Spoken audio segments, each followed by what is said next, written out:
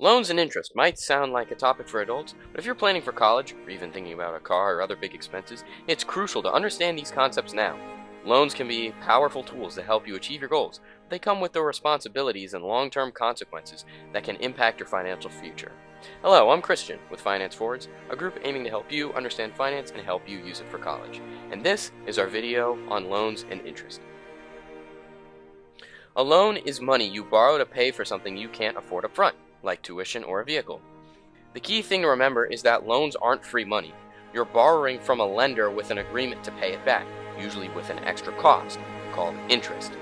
Interest is the fee you pay the lender for borrowing money. Think of it as the cost of using their money. The amount you owe depends on the loan's interest rate, a percentage borrowed amount, and how long you take to repay it. For example, if you borrow $1,000 with a 5% annual interest rate, you'll owe $50 in interest after 1 year. The longer you take to pay off the loan, the more interest adds up, increasing to the total cost. Many students rely on loans to help pay for college, especially if scholarships and savings don't cover the full cost. However, it's important to borrow only what you truly need and understand how much you'll owe after graduation. There are two types of loans: federal, which are loans distributed by the government, and private, loans issued by private organizations. Each have their own ups and downs. Some benefits of federal loans are that they often have lower interest rates and more flexible repayment options. Federal loans also have borrower protections, which are programs designed to help loan borrowers manage their debt. These benefits are advantageous and make federal loans a better choice for borrowers. However, there are some benefits of private loans to be aware of.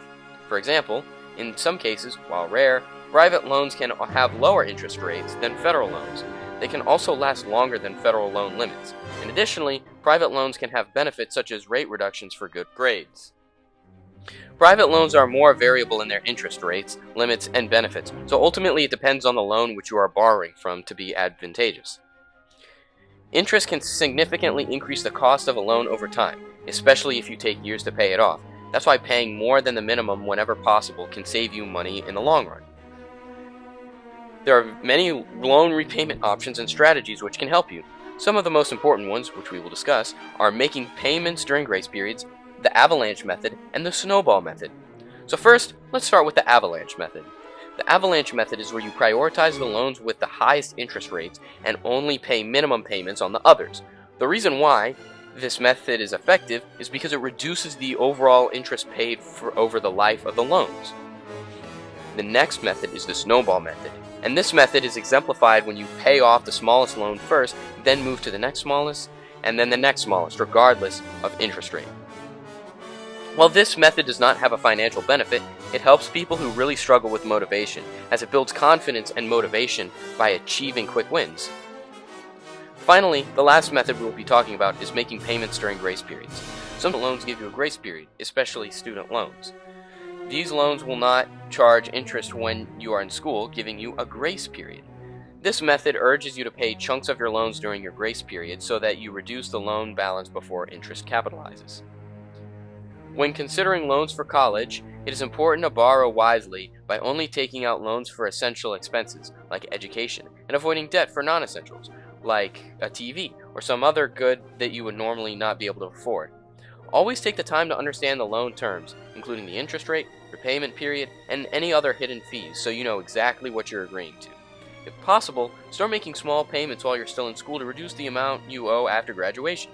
Additionally, explore alternatives such as scholarships, part-time jobs, and personal savings to minimize how much you need to borrow in the first place.